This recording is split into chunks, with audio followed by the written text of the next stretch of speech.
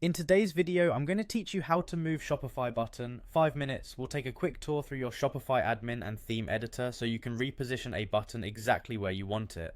This is perfect for adjusting the order of calls to action on your homepage, product pages, or any editable section. Start by heading to Shopify and signing into your store's admin. Once you're on the dashboard, look to the left sidebar and open Online Store. That reveals the area where your storefront design lives and where we'll make the change.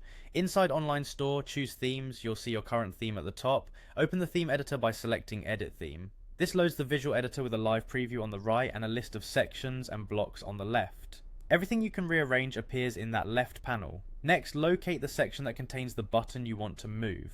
Depending on your theme, this might be called Image Banner, Featured Collection, product information, or something similar. Expand the section and select the button element itself. It's often labeled button, buttons, call to action, or a link block. When you click it, its settings will appear, confirming you've selected the right item. To reposition it, drag the button up or down within that same section in the left panel. Click and hold the handle beside the button block and move it until you see a highlight showing the new location. Release to drop it into place. You'll see the preview update instantly so you can verify the new order before proceeding. If you don't see the handle, make sure you've selected the button block and not the overall section.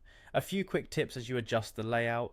Dragging a button reorders it within the current section. Most themes won't let you drag a button block across different sections. If your theme shows multiple buttons in a group, each one appears as its own block, so you can change the priority by moving a specific button higher or lower. Check the preview on different page types or templates if the button appears in more than one place, because some settings apply only to the template you're editing. That's it. You've opened Shopify, navigated to Online Store, gone into Themes, entered Edit Theme, selected your button, and dragged it to the perfect spot within its section.